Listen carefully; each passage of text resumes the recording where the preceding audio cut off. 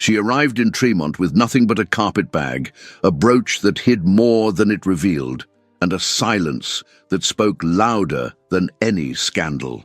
At 63, Lucille Bradford had outlived her husband, her city, and her place in society. But what she hadn't outlived was sorrow. In a village blanketed by snow and suspicion, she crosses paths with a widowed pastor raising two fragile grandchildren, and beneath the quiet of that first glance, something begins to stir. Not love, not yet, but recognition of a past neither dares speak aloud. What truth lies buried beneath the chapel floor, and what happens when a guest becomes the heart of the home? Tell us, where in the world are you listening from? And what is it about period romances that captures your heart every time? Tremont, Vermont, winter of 1910. The first snow had arrived without warning, blanketing the village in a hush that made even the crows fall silent. The narrow lanes were edged with frost, and the branches of the bare birch trees bowed beneath the weight of ice, like old men confessing their regrets. The wind, though gentle, carried the scent of smoke from chimney tops and the distant murmur of bells from the steeple of the Congregational Church. A carriage arrived that morning from the station, pulled by a tired grey mare and driven by a boy no older than 14. Its lone passenger sat upright, wrapped in a charcoal wool coat with a velvet collar, her hands gloved in pale leather resting neatly on a carpet bag that had seen finer years. Her name was Lucille Bradford, and she had not spoken a word since boarding the train in Boston. At 63, her beauty had become something deeper than the smoothness of skin. Time had refined her into elegance. Her face was framed by silver-grey hair, swept into a chignon at the nape of her neck, her posture erect with the grace of a woman raised to be admired, yet long since forgotten. Her eyes, a pale shade of blue touched by storms, carried something far more dangerous than sadness: remembrance. The carriage stopped in front of Miller's General Store, its faded sign swinging with a soft creak in the breeze. She stepped down without help, the hem of her navy wool dress brushing against the snow. A brooch, an old cameo, perhaps sentimental, glimmered at her throat. She thanked the boy with a nod, but not a smile, and walked inside. The shopkeeper, a woman in her 40s with inquisitive eyes and a mouth made for gossip, studied her closely. "You'll be Miss Bradford, then? We've been expecting you." Lucille offered only a faint nod. The room she rented was just above the shop, with a narrow window overlooking the cemetery and the steeple beyond. It was simple: one iron bed, a wash basin, and a writing desk by the window. She placed her gloves on the sill and stood there a long while, watching the snow fall over headstones. Her breath left a trace on the cold pane, and for a fleeting moment she raised her fingers to it, then pulled away. The town did not know what to make of her, a lady from Boston, alone, arriving just before Christmas with no intention of visiting family. There were whispers over baskets of apples and behind hymnals. Some said she'd been cast out. Others thought she might be a spinster aunt come to care for a distant cousin. No one dared ask her directly. Days passed quietly. Lucille kept to herself, walking in the early mornings with a shawl wrapped around her shoulders, always glancing at the old church, yet never stepping inside, until one afternoon. The light was already thinning, and the air carried the scent of pine and iron as she walked along the cemetery path behind the chapel. Her boots crunched softly in the snow. She paused before a stone angel whose wings were chipped at the tips. Her gaze lingered on a nearby grave. Mary Clark, beloved daughter, taken too soon. She heard the sound of footsteps then, the slow, deliberate tread of a man accustomed to silence. Lucille turned. A tall figure emerged from the path between trees. He wore a dark woolen coat, buttoned high, with a clerical collar visible at his throat. His face was lined by the seasons, his hair swept back in silver streaks. There was something commanding in his posture, though his shoulders bore a tiredness not of age but of memory. Their eyes met. He did not speak, nor did she. But in the moment that stretched between them, something passed. Recognition not of acquaintance but of weight, of solitude, of hearts too long in shadow. He inclined his head. She returned the gesture. The wind moved between them like breath. Lucille lowered her gaze first. "Good day," he said at last, his voice low, worn at the edges like leather softened by prayer. "Reverend," she replied. He did not correct her. She walked on. He watched her go. The next morning she received a basket of bread rolls at her door, left anonymously, still warm. No note, only the faintest scent of clove and honey. That night, Lucille opened the drawer of the desk by the window and removed a folded letter, worn at the creases. She did not read it.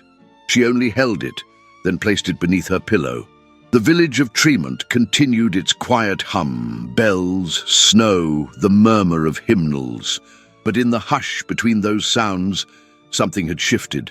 A silence had been broken not with words, but with the meeting of two people who knew the language of absence far too well. And in that unspoken place where sorrow once bloomed, something else had taken root. It would not speak, not yet, but it was there. The morning sun shimmered weakly through a veil of frost, casting pale gold across the rooftops of Tremont. It was the kind of cold that clung to skin, even under wool, and moved like breath through keyholes. Down by the stone bridge, the river ran dark and half-frozen, its surface a quiet mirror to a sky as grey as pewter. From the chapel came the distant sound of children's laughter, fleeting, high-pitched and quickly silenced. Lucille Bradford, wrapped in her charcoal coat and gloved hands, tucked into a fur muff, walked with the same deliberate grace she had once employed crossing the marble floors of Boston parlors. But here, the terrain was different. The earth beneath her feet was uneven, the snow not swept by servants but left to melt or harden with the will of weather alone. She had come to deliver a letter at the post, nothing more. And yet, it was not the letter that changed the course of her day. Near the stoop of the church, she found it. A small mitten, woolen and hand-stitched, the thumb poorly shaped and the edge uneven. It was meant for a child's hand, no more than 6 or 7 years old. The yarn had faded from red to the color of brick dust, and the snow clinging to it had begun to melt. Lucille bent slowly, picked it up, and held it in her palm. From the chapel door, a figure appeared, a little boy with hazel eyes wide in alarm. He hesitated on the steps, clutching the other mitten in his fist. Behind him, a man's voice called gently, "Joey?"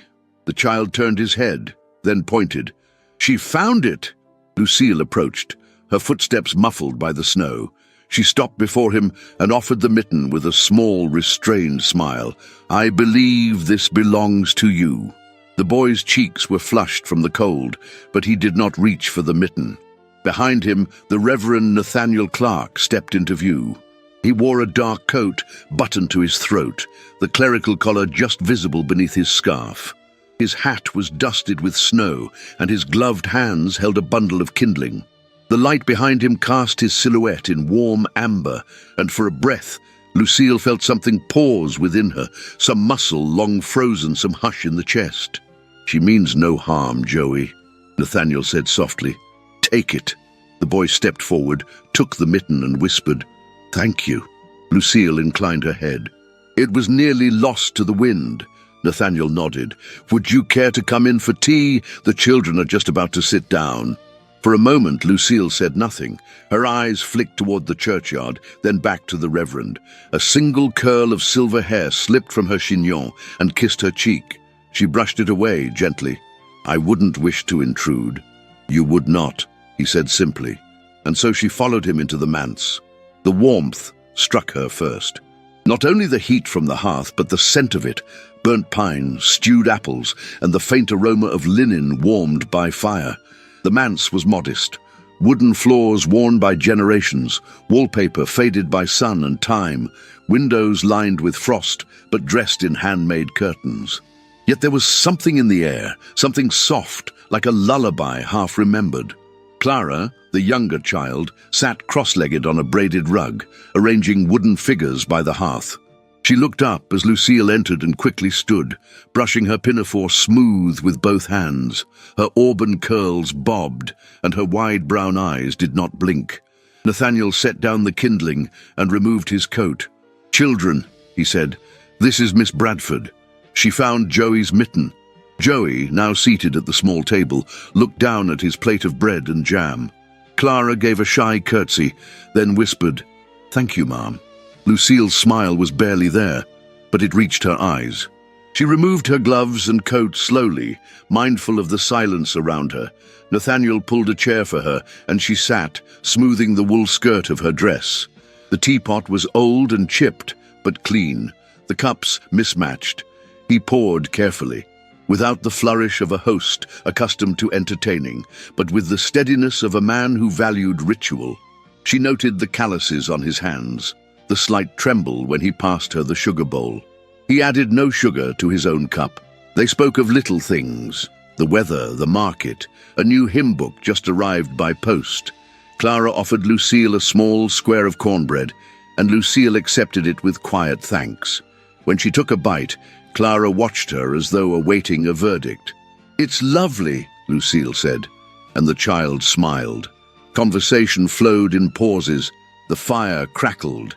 Joey asked his grandfather in a whisper if Miss Bradford had ever lived near a river. Nathaniel did not answer. Lucille sipped her tea. She was a woman who had once commanded rooms filled with crystal and chandeliers, and yet here, in this small room with chipped porcelain and hand-mended curtains, she felt something she had not known in years, the ache of being seen. Nathaniel was courteous but not warm. He spoke in measured tones, always with his eyes slightly averted. But once, only once, he looked directly at her when she complimented the warmth of the hearth. That gaze lingered. Later, as she reached for her gloves to leave, Clara tugged gently at the hem of her coat. "Will you come again?" Lucille hesitated. She looked to Nathaniel. His expression did not change. "If you wish," Lucille said, her voice low. Joey looked up from his seat. "Tomorrow." Nathaniel cleared his throat. "That depends on Miss Bradford's time." Lucille offered them a nod and stepped outside. The cold greeted her like an old habit. Snow was beginning to fall again, soft as sighs. She paused beneath the eaves and turned once, only once, to look back through the window. Inside, she saw Nathaniel gather the teacups and Clara place her mittened hands on the glass. The next morning, when Lucille arrived at the general store, she noticed the shift. Mrs. Vaughan, draped in a dark green shawl and clutching her prayer book with unnecessary devotion, narrowed her eyes. "I hear the new woman had tea with the Reverend yesterday," she murmured to Mrs. Collier, the milliner. "In the manse, no chaperone." Lucille, passing by, met her gaze without hesitation. "A woman like that," Mrs. Vaughan continued, barely a whisper now, "comes from the city with perfume and secrets. Mark my words." But Lucille did not flinch. She purchased her paper, her thread, and a loaf of bread. She greeted Mr. Miller with the same civility she offered a senator, then left as the bell above the door jingled behind her. Outside, the snow continued to fall, softening the edges of everything it touched. Lucille stood for a moment on the porch, her breath visible in the air. She looked toward the chapel at the end of the lane, and though she would not say it aloud, her pulse quickened. The world had changed in one quiet afternoon, not with thunder, but with tea. Snow had fallen again overnight, cloaking Tremont in a layer of crystalline silence that muted the world. The trees stood like sentinels, their bare branches rimmed with frost, and the roofs of the houses shimmered as if glazed in sugar. The manse behind the chapel exhaled thin ribbons of smoke into the pale morning, the chimney puffing steadily against the frozen sky. Within those quiet walls, grief slept light and seldom, stirring at the smallest breath. Lucille Bradford stepped carefully over a patch of ice as she carried a tin of oat biscuits wrapped in cloth. The crisp air pinched her cheeks pink, but her movements were graceful, deliberate. Her charcoal coat was buttoned high, and a soft woolen scarf, faded blue, knit by a cousin long past, rested at her collar. In one gloved hand she clutched the tin. In the other, a letter she had read and folded too many times. It had arrived the day before. A single sheet of paper from Boston, the handwriting brittle and familiar. Her daughter-in-law's tone was clipped, as always. "Boston is not the same without you. Charles has been forgetful again. The staff don't take to instruction as you did. Your presence is missed. The girls ask for you, occasionally. No mention of affection, no request to return, only the cold acknowledgement of utility. Lucille had not replied. The snow crunched softly beneath her boots as she crossed into the manse's garden. It was a modest patch, half covered in white, the remnants of a dormant herb bed buried under frost. She knocked gently on the door. The sound echoed dully. Joey opened it. He wore a flannel shirt tucked unevenly into corduroy trousers and had a smear of jam across his cheek. His eyes lit up when he saw her. "Miss Lucille, you forgot your napkin again," she said gently, handing him a handkerchief. He grinned, wiped his face without shame, and stepped aside. "We're cleaning the hearth. Grandfather says it helps the fire breathe better." Lucille entered, warmth wrapping around her like an old shawl. The air inside was scented with pine and a faint trace of cinnamon. Clara sat on the floor with a basket of kindling, carefully arranging the pieces by size. Her curls bobbed as she looked up and beamed. Nathaniel stood by the fireplace, sleeves rolled up to the elbow, soot darkening the lines of his forearms. His expression was focused as he adjusted the iron grate. When he turned and saw Lucille, a faint softness crossed his features, brief but unmistakable. "You're just in time," he said. "We were about to take a break." "I thought perhaps you might be in need of something sweet," she said, lifting the tin slightly. He nodded once, the corners of his mouth barely tilting upward. "Always." Joey dashed to clear space at the table. Clara climbed onto a wooden chair, swinging her feet beneath the hem of her dress. Lucille removed her gloves with care, folded them, and placed them on the sideboard. She was used to the rhythm of the manse now, to the way the kettle took longer to boil, to the crack in the glass above the sink, to the faded embroidery on the chair cushions, stitches once precise, now slack with time. As Nathaniel poured the tea, Clara leaned toward Lucille, tugging her sleeve with small, mittened fingers. "Did you ever sweep ashes before?" Lucille smiled. "No, but I've watched many do it." "Papa said ashes are good for the soil," Joey added, his voice bright. "They hold what's left of the fire," Nathaniel murmured, setting down a cup. "But they must be cleared before new flame takes hold." There was something in his tone, not didactic, but personal. Lucille looked at him, searching his face. He did not meet her gaze. The children munched happily. Clara offered Lucille a piece of biscuit she had bitten into, and Lucille, without hesitation, accepted it. The girl rested her head against Lucille's arm for a long moment.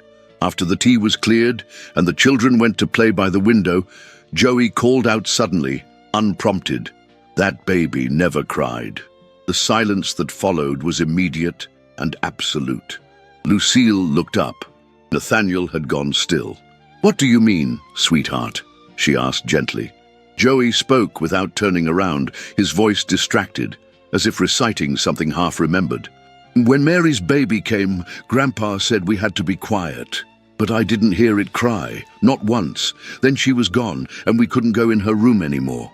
Clara, still too young to understand grief's edges, hummed softly to herself. Nathaniel stood slowly. His eyes were on the hearth, but Lucille knew he wasn't seeing it. A shadow passed over his expression, no anger, only a long and familiar ache. Lucille rose from her chair and placed a hand on his arm. It was a simple gesture, brief and measured, but the sensation of her gloved fingers against his linen shirt made his breath catch. "Children remember the truth," she said softly, "even when no one speaks it." "She was alone," he said at last. "I failed her." Lucille's voice was a whisper. "You buried her too." He nodded once. "In the churchyard." The air in the room thickened, not with heat, but with memory.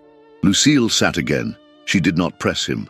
Instead, she looked to the fireplace, to the dark cinders beneath the grate, to the fire that had warmed them only an hour before and now lay banked and quiet.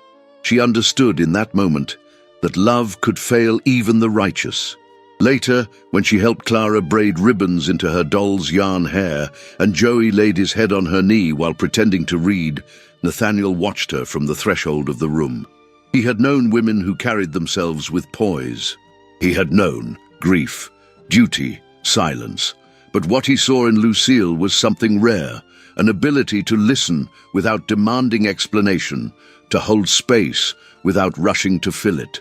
As dusk crept across the windows and shadows lengthened across the wooden floor, Joey looked up at her with wide, hopeful eyes. "Miss Lucille," he asked, "why don't you stay for supper?" She looked to Nathaniel. He did not speak, but he did not look away. And sometimes silence is a kind of invitation. The morning of the 24th of December broke with a delicate stillness over Tremont. A soft snowfall, gentler than the nights before, dusted rooftops and settled along the hedgerows like powdered sugar. Smoke curled from chimney tops in wisps, and the sound of church bells rang, not in celebration but in remembrance, muffled by distance and snow, echoing across the frosted valley like a song too sad to sing aloud. Lucille Bradford sat by the window of her rented room above the general store, her sewing basket at her feet and a pair of spectacles perched delicately on the bridge of her nose. Her fingers moved with steady rhythm, weaving the final stitches into a scarf of grey wool. A smaller one of burgundy rested folded nearby, slightly uneven but warm.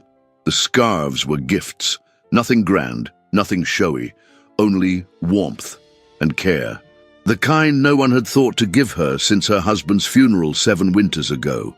The tiny tree on her washstand held no candles, no garlands, only a paper dove, cut by Clara's small hands and given to her the week prior. It had been tucked into Lucille's coat pocket, silent and unexpected. As twilight approached, she wrapped the scarves carefully in cloth and tied them with red twine. Outside, the street was nearly empty. Most families had withdrawn to their homes, kitchens full of spice and firelight, but the manse did not belong to most families. She walked the path slowly, the cold air brushing against her cheeks, the basket held close to her chest. The snow beneath her boots made no sound. The manse stood as it always did, plain, dignified, tired. But there was no candle in the window, no laughter through the panes. Just the light of the chapel burning faintly behind it, like a lone star flickering against the coming night. Lucille did not knock. She followed the narrow path around the house, past the frost-bitten rose bushes and the stacked logs, toward the small chapel where the back door was slightly ajar. The warmth inside met her before she crossed the threshold. She paused in the doorway.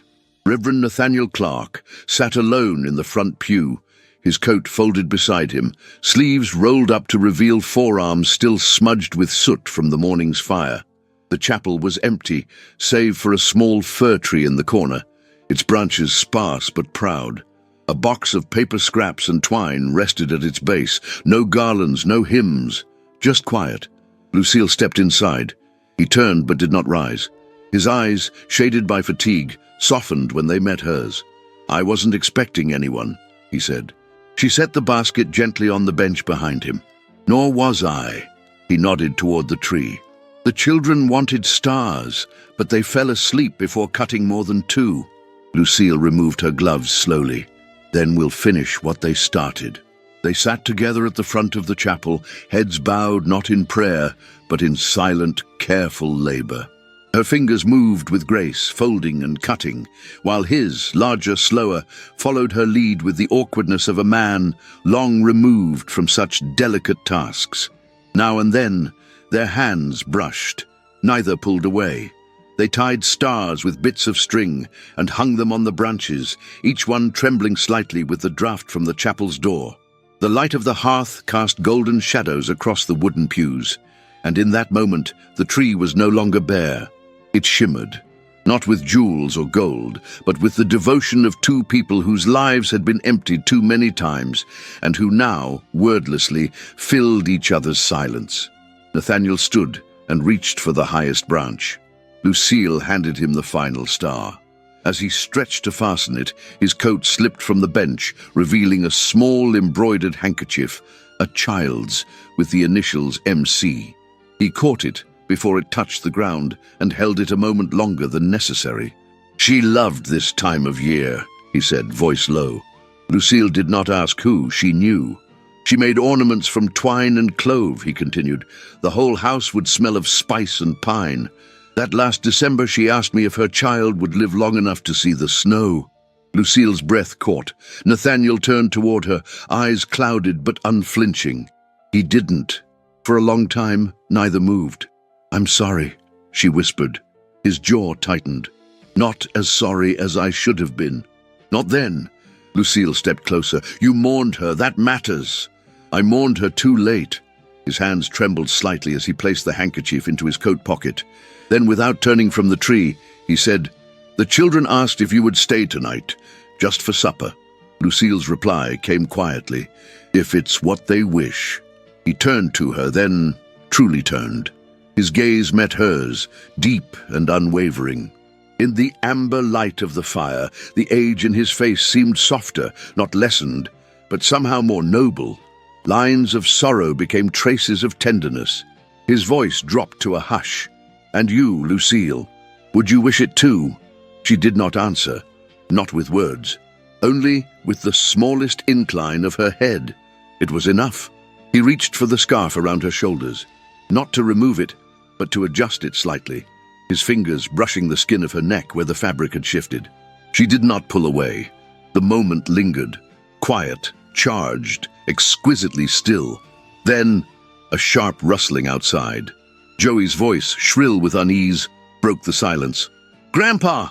Both turned toward the door as the boy burst in, cheeks flushed, not from cold, but from alarm. "There's a man," he said breathlessly. He was watching from the trees. Nathaniel moved swiftly, exiting into the cold night, with Lucille close behind. The snow outside reflected the chapel's warm light, and just beyond the edge of the trees, a figure stood in the dark. A tall man in a long coat, hat low, face obscured by distance and shadow. Nathaniel stiffened. The figure did not approach. He only lingered, as though summoned by the scent of old shame. Lucille stepped forward. "Who is that?" Nathaniel's expression changed, hardened, as if a frost passed over his skin. His voice, when it came, was colder than any wind. "Harold Deaton." She knew the name. A timber merchant, a man whose wealth came from trees felled in the north, a man whose name had been whispered with bitterness and disdain when Mary's death was still fresh. "What does he want?" Lucille asked. Nathaniel did not answer. His eyes remained fixed on the man in the trees. But Lucille saw it, saw what the children could not. The tension in Nathaniel's jaw, the way his shoulders drew up, defensive, braced. The way his past had returned, not with words, but with a gaze from the shadows. Harold Deaton tipped his hat, then turned and vanished into the woods. The snow fell again, silently, erasing his footsteps as quickly as they had come. Nathaniel remained still. Lucille, standing at his side, placed her hand gently on his sleeve. "He cannot undo what's been done," she said. "No," Nathaniel replied, "but he remembers what I chose to forget."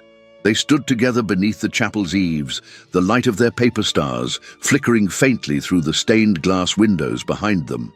And though the bells would not ring that night, and no hymns would rise through the darkened chapel, something sacred had happened just the same. A man had remembered, a woman had stayed, and a shadow had returned to remind them that peace, true peace, must be claimed, not merely hoped for. The snow had hardened in Tremont by the 5th day after Christmas, its softness pressed into sharp ridges by footsteps and cartwheels. The once sparkling white now crusted with mud and ash from chimney smoke. The sun, low and pale, hung in the sky, as if uncertain of its own purpose. Everything seemed slower, quieter, as though the village itself were holding its breath. Lucille Bradford walked toward the chapel with a basket in one hand and a list of parishioner names tucked into her coat. The cold bit through the seams of her gloves, but she did not quicken her step. She was not a woman who rushed, not for weather, not for gossip, and certainly not for the weight of other people's expectations. Her boots left delicate impressions on the frozen path that curved around the manse. Smoke curled steadily from the chimney, a signal that someone was home, though the windows gave no sign of life inside. She paused briefly at the back door, hearing only the ticking of the porch clock and the wind brushing dry branches across the siding. Then came the voice, It was low, edged with a kind of practiced civility that made her skin tighten. Male, measured, familiar in the way a closing door is familiar. Predictable, yet always final. "Surely you can't mean to keep the children here forever, Reverend?" Lucille froze. From her place by the door, she could hear the conversation inside clearly. The speaker's voice carried slick with cordiality. "They need more than charity," he continued, "more than your good intentions." Nathaniel's voice followed, lower, rougher, like gravel underfoot. "They are my grandchildren.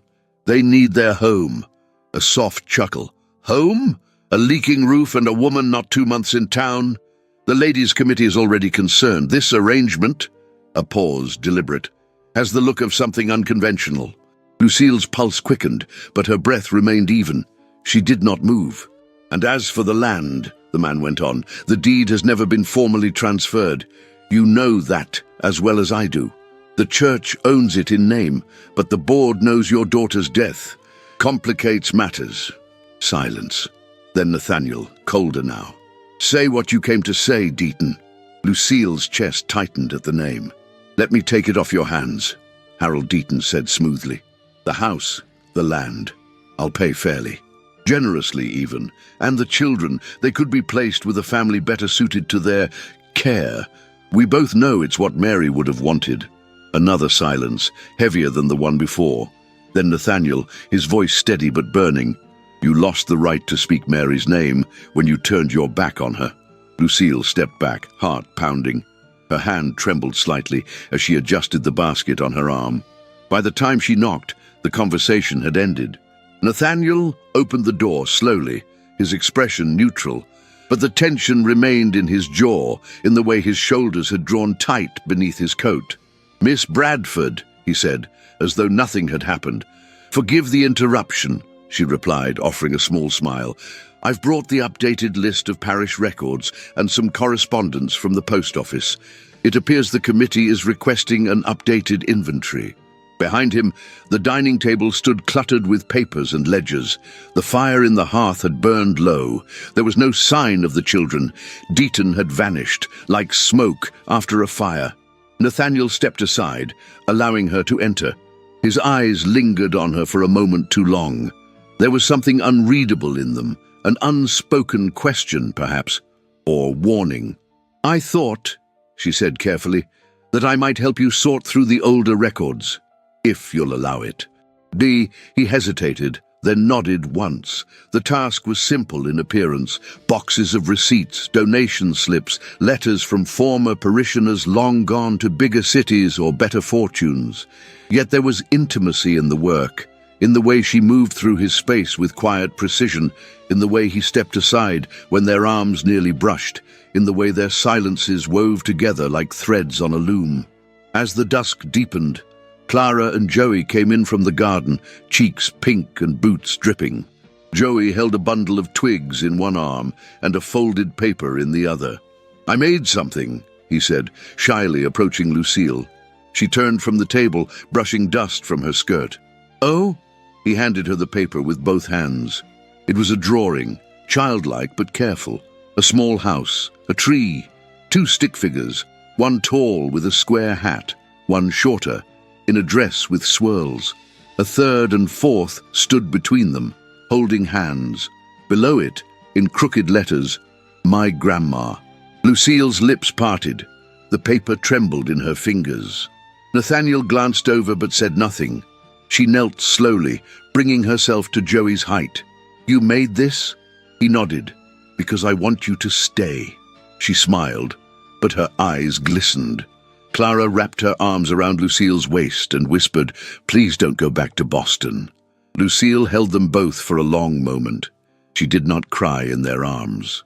But later, after supper, when the children had gone to sleep and Nathaniel retired to the study, she stood alone in the attic beneath the low-beamed ceiling and wept silently into the folds of the shawl she had begun knitting weeks ago. The attic was cold and filled with the scent of old linen and dried lavender. Boxes lined the corners, some open, some sealed. A trunk sat beneath the window, its hinges rusted, its lock long broken. She opened it carefully. Inside lay a diary, its leather binding cracked, the first page inscribed in soft, rounded script, Mary Clark, April 1908. Beneath it, a bonnet, faded white, impossibly small. Next to it, a bundle of wool tied with ribbon. She unwrapped it slowly. 2 infant booties, unworn, unstained. She sank to the floor, clutching them against her chest. There had been no baptism, no obituary, just silence. A silence too heavy for a child, too cruel for a mother. And in that silence, Lucille understood. The baby had been stillborn. Mary had gone into the grave with her child, alone. Lucille folded the bonnet and booties carefully and placed them back into the chest. She closed it, but did not lock it. She would not tell Nathaniel. Not yet. Downstairs, the fire crackled softly. The night deepened. Snow whispered against the windows. In the shadows above the manse, surrounded by memory and dust, Lucille sat in stillness. She did not belong to the house, not by blood, not by marriage. And yet, a boy had called her grandma. A girl had held her hand, and a man, wounded but brave, had allowed her to share his silence. Perhaps that was the beginning, or perhaps it was something more, something closer to home.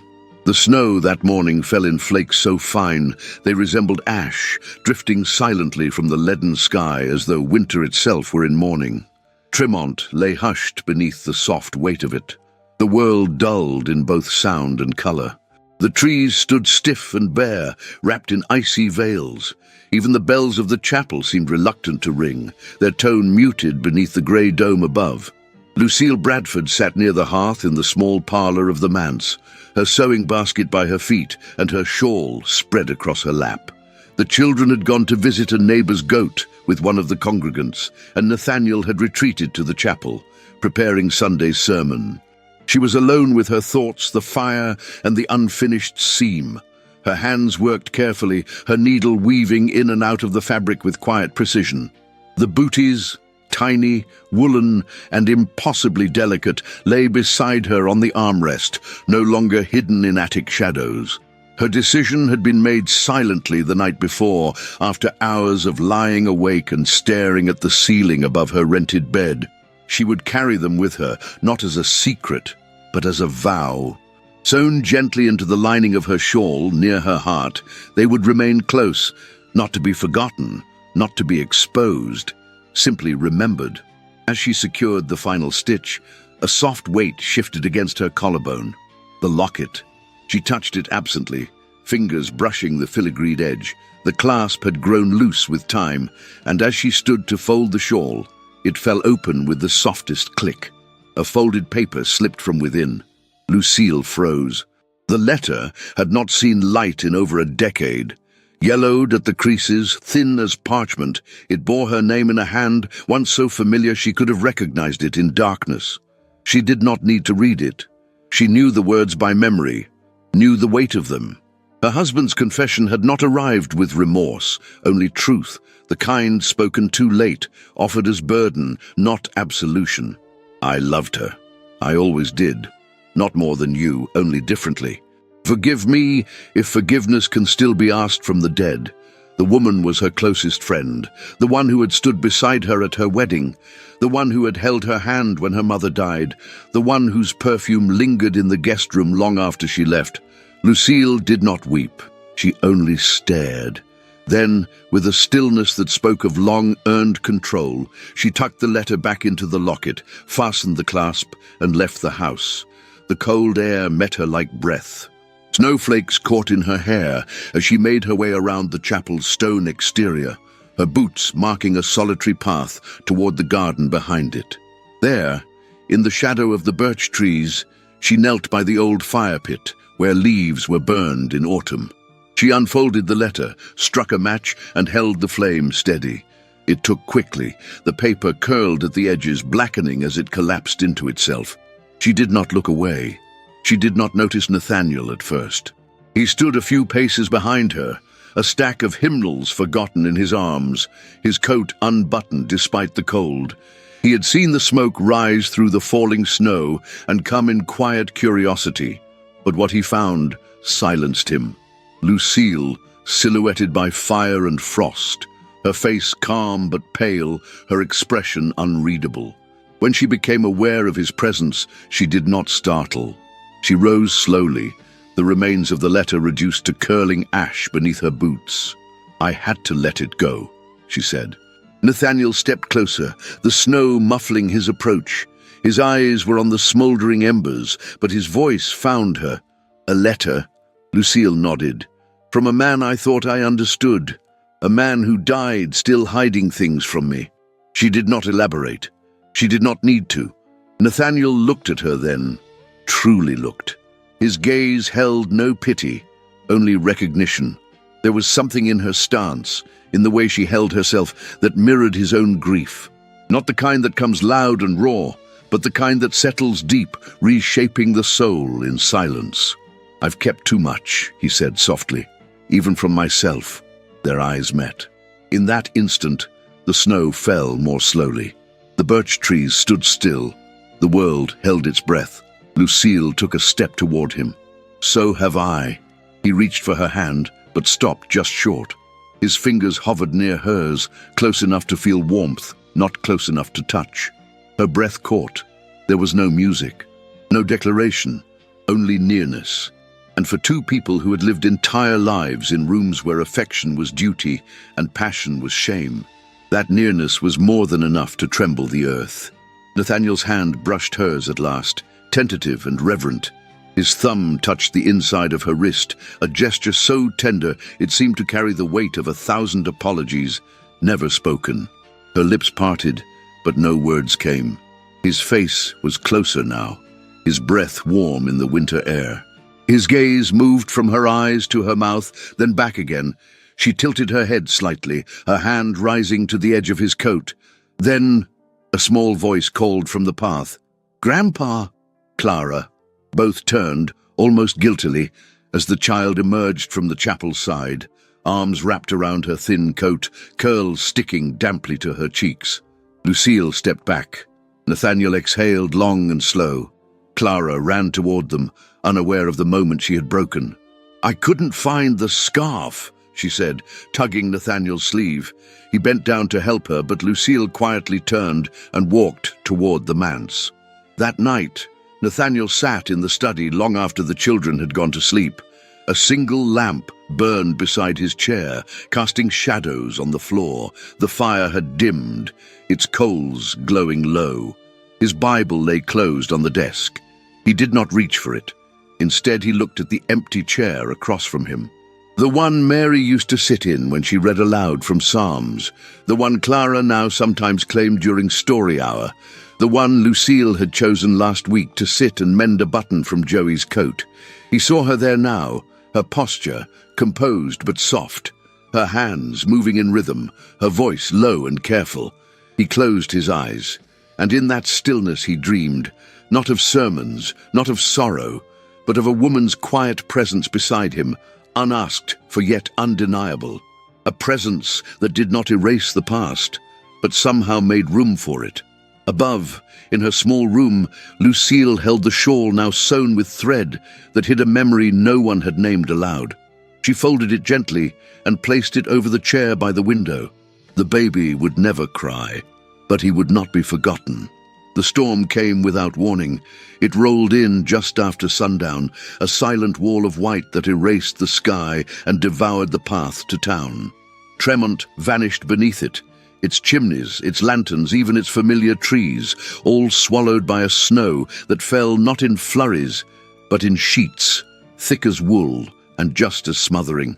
The wind howled like something old and grieving, pushing against the manse's shutters and slipping beneath its doors like a whisper that refused to be ignored. Lucille had only meant to bring over a pot of lentils and a few loaves of warm bread wrapped in cloth. She had walked from her room above the general store with her coat buttoned to the throat, a scarf tied firmly around her neck, and boots tall enough to fight the rising drifts. But by the time she arrived, the snow had turned vicious. Nathaniel opened the door with urgency when he saw her figure appear through the blur. "Come in," he said, his voice rougher than usual. "You shouldn't be out in this." She stepped inside without protest, snow melting on her coat, lashes glittering with frost. The warmth of the hearth met her like a breath she hadn't known she'd been holding. Clara ran to her immediately, wrapping small arms around her waist. Joey stood behind his grandfather, clutching a book and blinking. "Will you stay?" Lucille looked past the boy to the window. Outside, the snow swirled in great veils, hiding even the edge of the chapel. The wind rattled the panes, and somewhere in the distance, a tree groaned beneath its own weight. "I believe I must," she said, brushing snow from her sleeves. Nathaniel met her eyes. "Yes," he murmured, "you must." They dined by lamplight. The lentils were hot and simple, the bread hearty, and the butter cold but generous. Clara giggled when Nathaniel dropped his spoon, and Lucille's laughter joined hers, soft, real, not the practiced chuckle she had used for decades in Boston's drawing rooms. After the children had eaten their fill and been tucked beneath woolen blankets upstairs, the house fell into a hush that only winter could create. The walls groaned. The kettle on the stove hummed faintly. The fire crackled. Lucille and Nathaniel sat across from each other in the parlor, each with a cup of tea between them, and silence coiling warmly around their shared glances. He leaned forward first, resting his elbows on his knees, the fire painting amber across the lines of his face. "I think the snow intends to keep us," he said, his voice quiet. Lucille smirked. "I think it might be doing us a favor." There was a pause, the kind that invited truth. "I was 23 when I married him," she said softly. "He was 32, already a widower. With 2 daughters I was expected to love. I thought that was how life worked. You were chosen, and you were grateful." Nathaniel didn't speak. He only listened. "I didn't love him," she said. "Not truly. I admired him. I obeyed him. I bore his children. I hosted his dinners and stitched his shirts. But I was a shadow in my own home."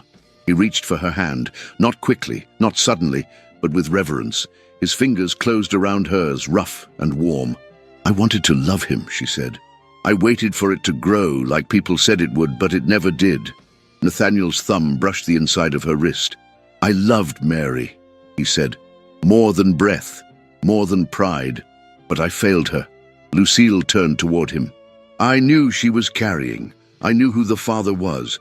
But I believed it was a passing shame, that she'd recover, marry someone respectable.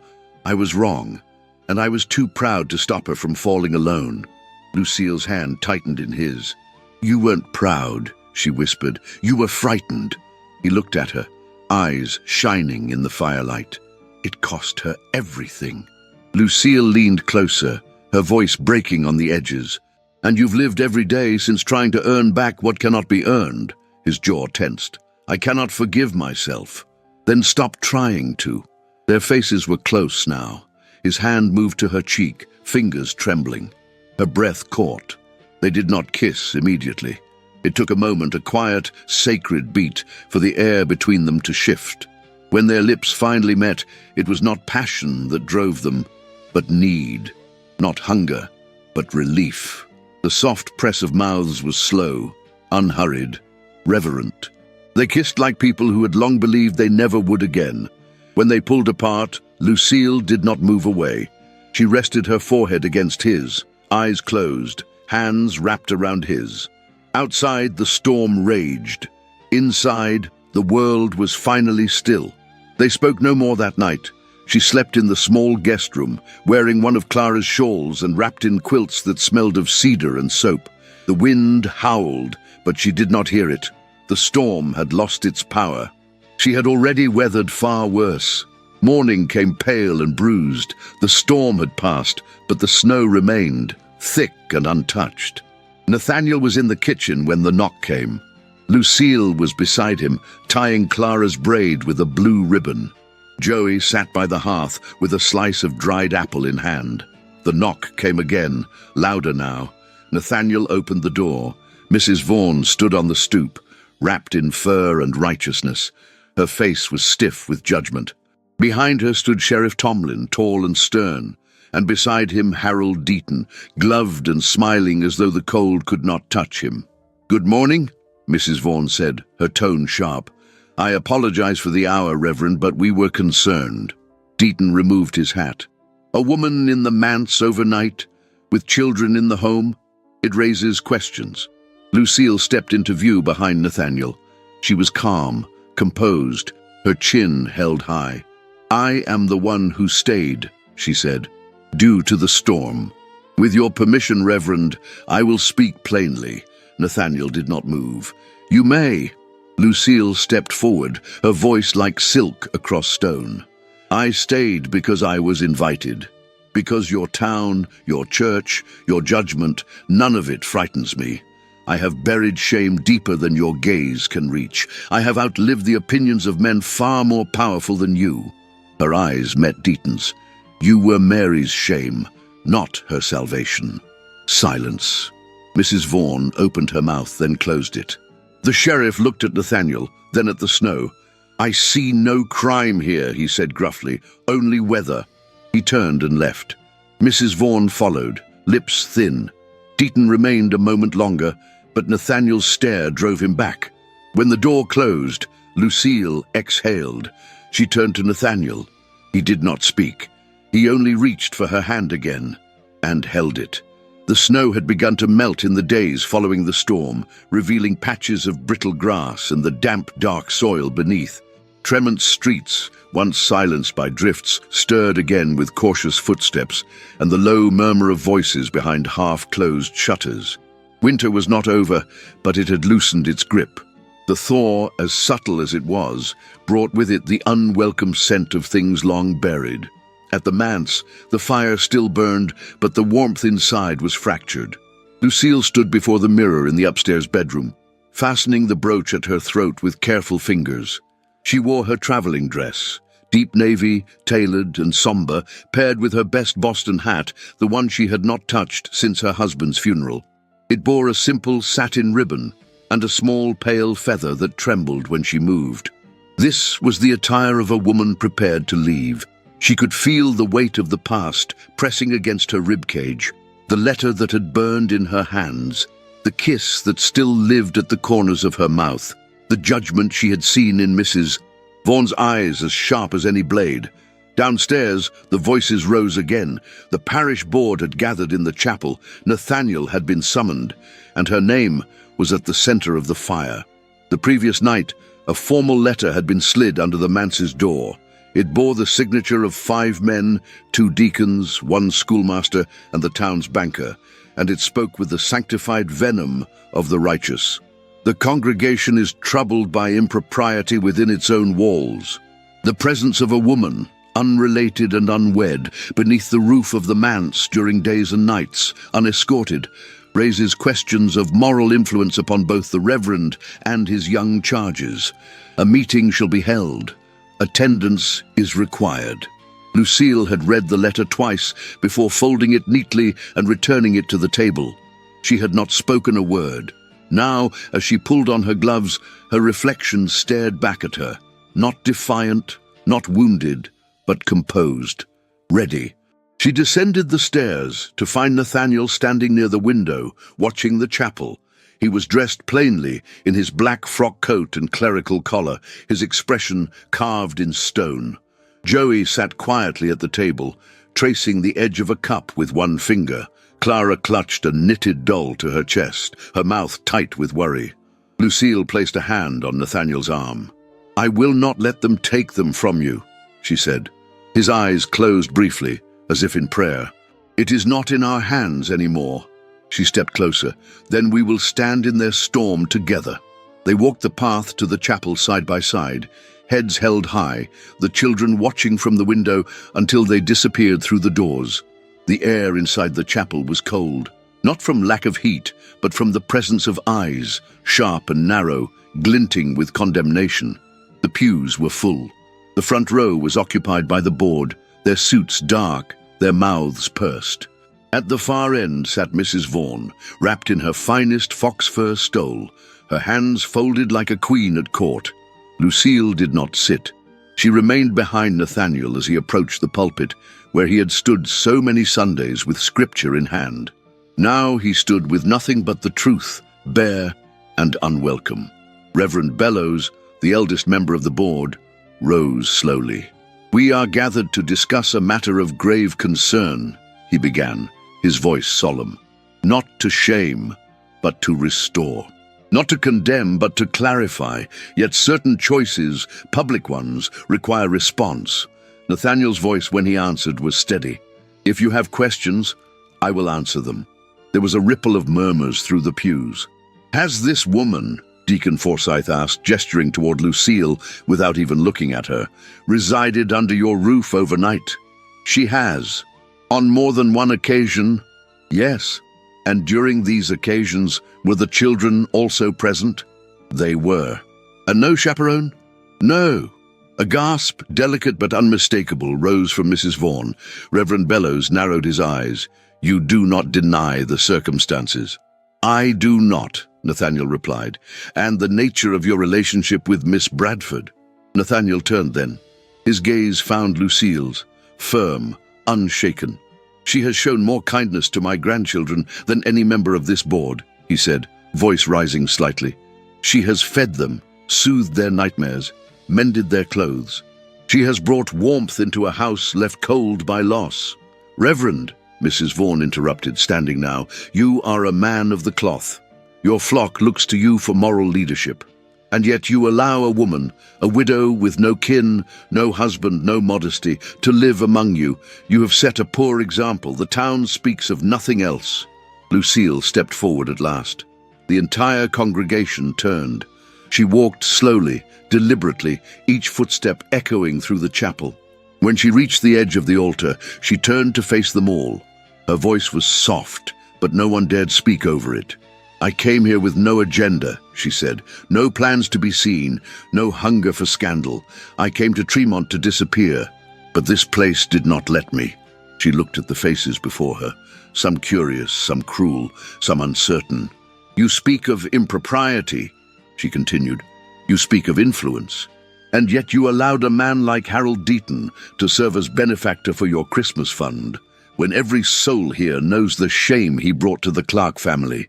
You allowed a young woman to be buried with no name for her child, no marker for her grief.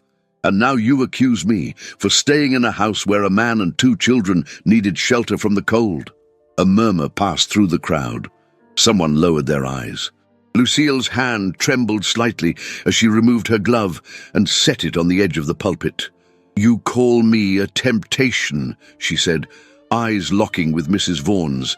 "I call myself a woman, one who has buried her youth, her illusions, her dignity, and chosen to rise anyway." No one moved. Then, slowly, Lucille turned and walked to the pew where Nathaniel stood. She did not ask. She sat beside him. And in that simple act, a woman in her best hat and unbroken silence, Tremont saw something they had not expected. Conviction. Not rebellion, not defiance, but grace. Mrs. Vaughan sat down, her face tight, her gaze lowered. The board offered no reply. Reverend Bellows cleared his throat, shuffled a paper, then dismissed the congregation with a prayer so brief it barely passed for benediction.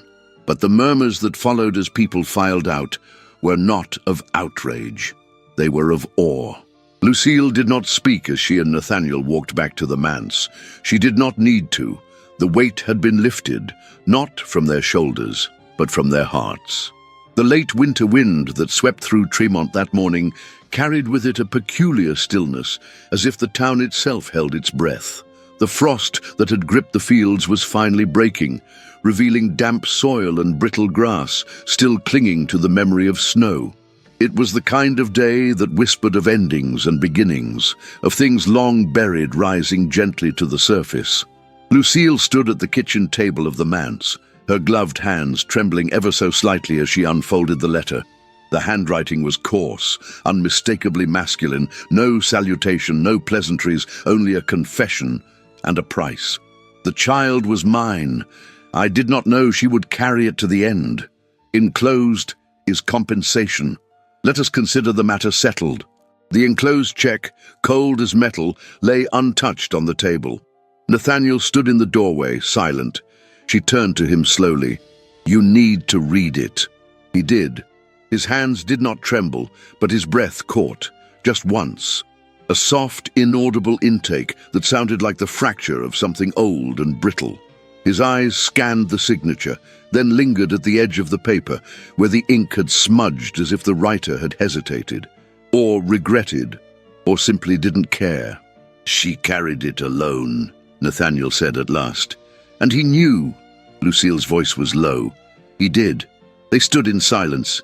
Between them, the weight of truth, not newly discovered but finally named. He looked at her then. "What would you have me do?" "Tell them," she said. "Tell the town. Tell the grave." The reburial was arranged swiftly, not out of haste, but necessity. There was no longer room for silence, no more space for shame.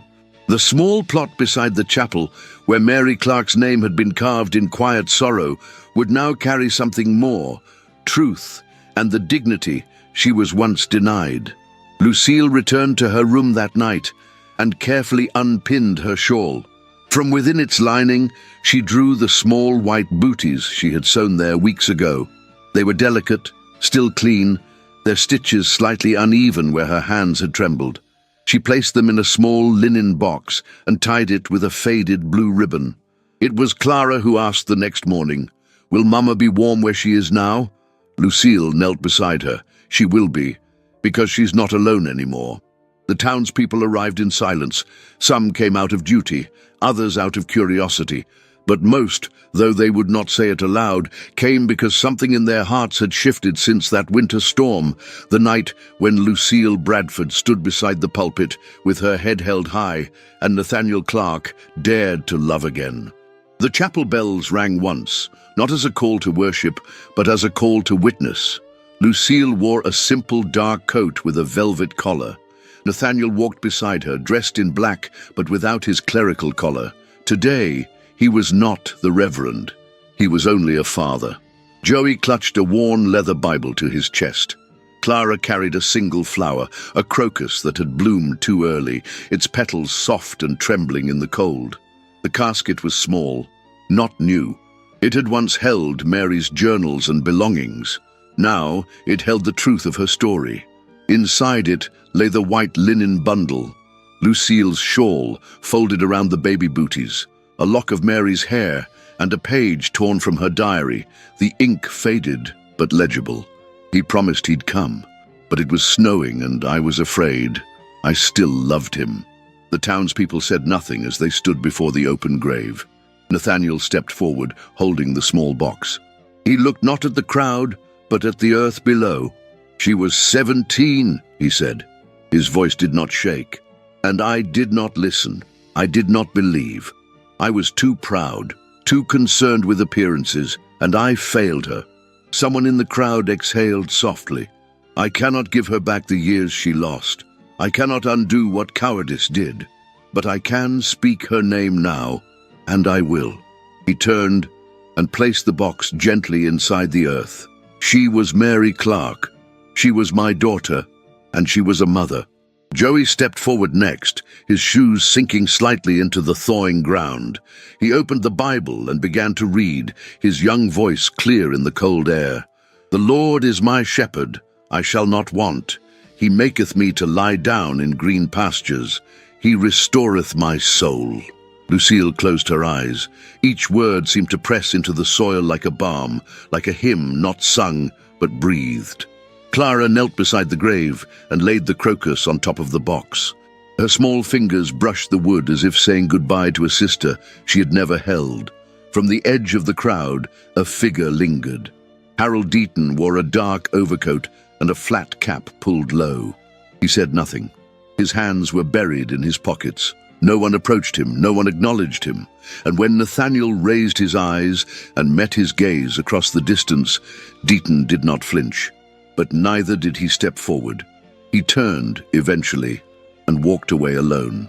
After the earth had been closed over Mary's resting place, the townspeople began to drift back to their homes. But something hung in the air, something unsaid, but felt.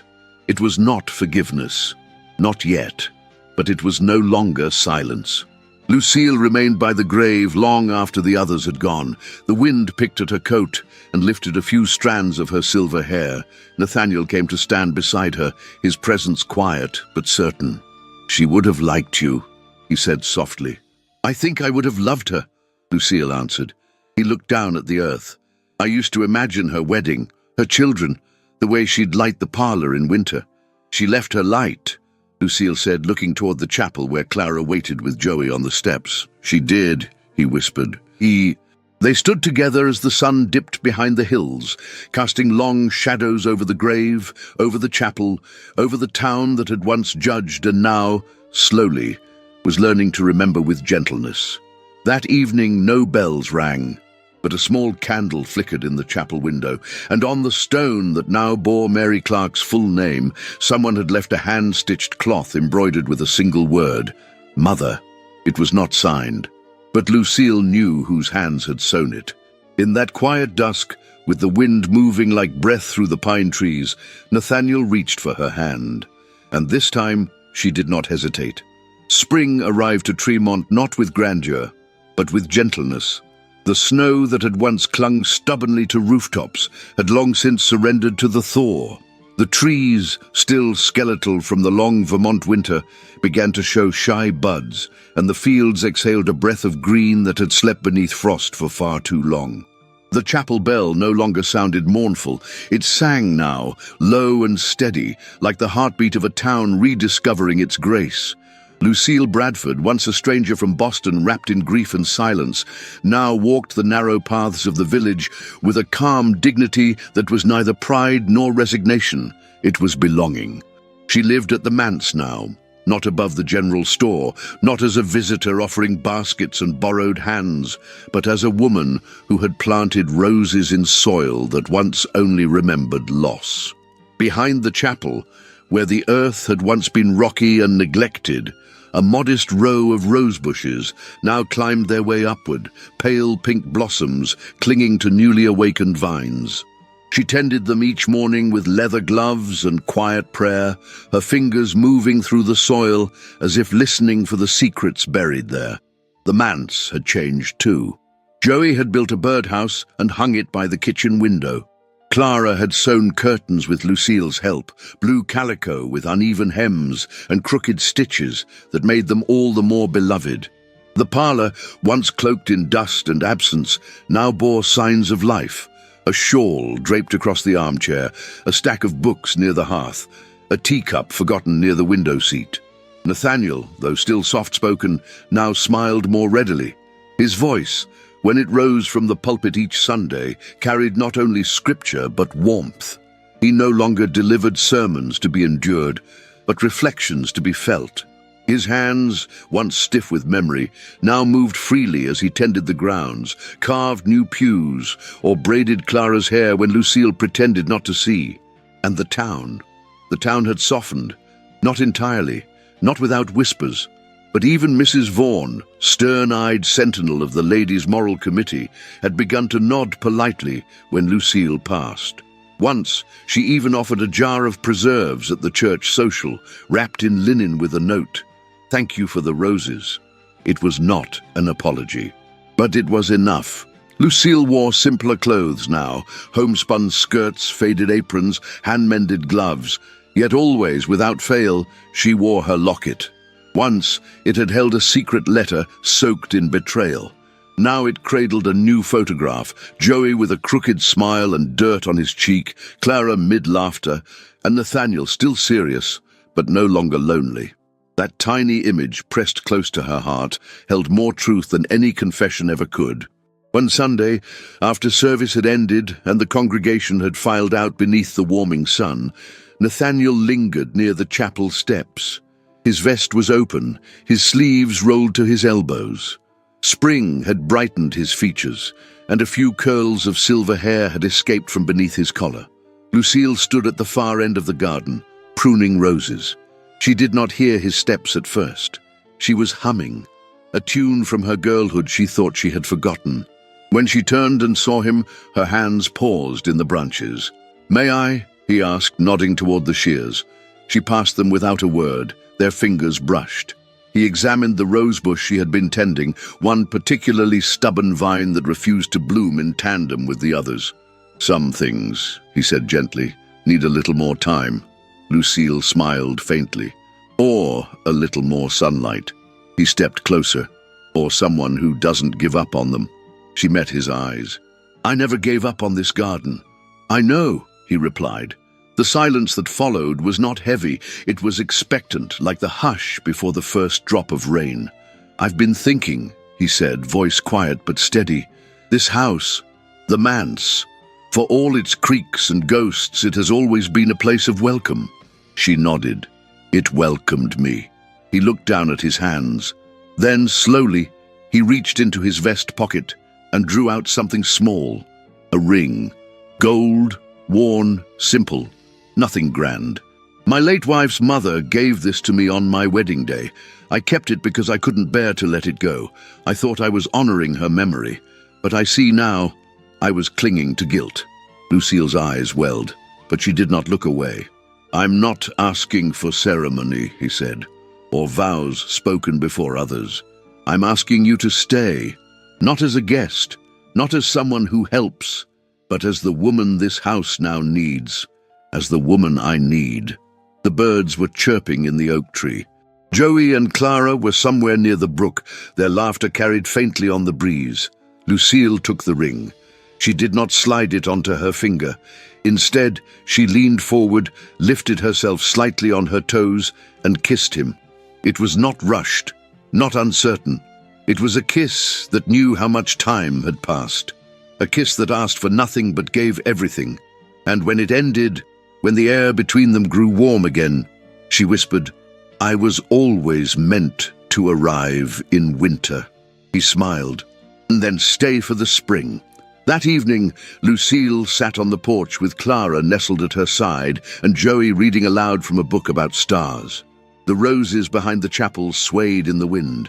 Nathaniel stood at the window watching them all. His family, not by blood, but by something deeper. And as the sun set over Tremont, casting its light across the manse and its gardens, the town exhaled a breath it didn't know it had been holding. The guest had stayed, and nothing would ever be the same. Tremont had changed, not in the way that cities swell with steel and soot, but in subtler, gentler ways, like how a river carves its shape over time, or how a once barren garden grows wild with memory. It was the spring of 1918. The war had ended months prior. The bells at the chapel had rung for peace, but also for sorrow, for the names of sons who had not returned. The town bore its losses with quiet dignity, and its streets had softened beneath the feet of a new generation. At the edge of the village, behind the chapel, the rose garden had spread beyond its original patch. What once held a handful of trembling stems now bloomed with abundance. White, blush and crimson petals spilled across the earth, tangled with ivy and lavender. Birds nested in the branches. Children played near the roots. And in the center of it all stood a wooden bench carved with the inscription, "I was always meant to arrive in winter." Lucille sat there that morning, wrapped in a shawl of faded blue, her silver hair braided and pinned, her locket still resting over her heart. Her hands were not as quick as they once were, and her steps required care, but her eyes, those deep, discerning eyes, had lost none of their light. She looked up as the chapel doors opened. Nathaniel emerged slowly, a cane in his right hand and a book beneath his arm. His once dark hair was now white, but his posture remained tall. He no longer led services every Sunday. Reverend Morales, a young Puerto Rican minister, had taken the pulpit, but Nathaniel still lit the candles, still carved the hymn boards, still repaired the loose pews with the same quiet devotion he'd always shown. They had married the spring after the reburial. No fanfare, no rings beyond the simple gold band Lucille had worn for decades. Just an early morning walk in the garden, Joey carrying a Bible too large for his arms, Clara tossing rose petals she had picked herself. Nathaniel had said only one vow: "You came to this house in winter and turned it into spring." They had no children of their own. Lucille was past childbearing by the time they wed, but they raised two. Clara, now 16, had grown into a graceful, sharp-eyed young woman with a gift for music and a defiant heart. She taught piano to the village children and read novels in French, her ambitions set beyond Tremont, but her roots planted deep. Joey, 18, was away at a university in Montpellier, studying astronomy. He wrote every Sunday, without fail. His letters were filled with questions about the stars, about ethics, about love. Once he wrote, "I don't remember Mama's voice, but I remember Lucille's hands brushing my hair when I cried. Isn't that another kind of mother?" Mrs. Vaughan had left the parish 2 years prior. Her health had failed, and with it her power. She moved to live with a distant cousin in Brattleboro, and the Ladies' Moral Committee dissolved in her absence. No one seemed to miss it. Harold Deaton. He had vanished. After the truth became public, his business collapsed. His name became a cautionary tale, spoken only when necessary. Some said he moved west. Others believed he drank himself into ruin. No one sought to find out. The town itself had changed, as all places do when their hearts are forced open. Women led the church choir now, the library opened its doors to girls and boys alike, the market sold coffee beans from New York and poetry printed by presses in Boston. Progress came not with loud reform, but with gentle persistence, seed by seed, word by word. Nathaniel reached the bench and sat beside Lucille. He took her hand, still warm from the morning sun. "Clara's gone to the stream," she said. And Joey wrote, "This morning he saw the Milky Way from a rooftop and said it reminded him of the frost on our windows." Nathaniel smiled. He always was a poet. They sat in silence for a moment. Birdsong drifted through the garden. The wind stirred the petals. A bell chimed faintly in the distance, marking the hour. Lucille turned to him. "Do you ever wonder what would have happened if I hadn't come here that winter?" He thought for a moment. "No," he said softly, "because I wouldn't be here to wonder it." They laughed gently, two voices worn by time but still in harmony. Then he opened the book on his lap. It was a worn leather journal, its edges frayed, the pages filled with years of shared mornings and memories. "Read it to me," she said. So he did. Not scripture, not sermons. A list they had written together of every first they had shared since that winter. The first fire they lit in the hearth, the first time Clara called her Mama, the first snowfall they watched from the window hand in hand, the first argument, the first forgiveness, the first time Nathaniel held her locket and said, "This is what healing looks like." As he read, Lucille leaned her head on his shoulder. The sun passed overhead.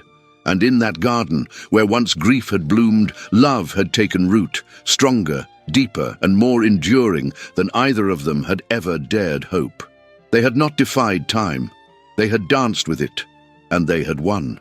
In a world that often tells us love belongs only to the young, Lucille and Nathaniel's story dares to say otherwise. It reminds us that it is never too late to begin again, to heal what was broken, and to let ourselves be seen, not as we were, but as we are, with all the years and tenderness that time brings.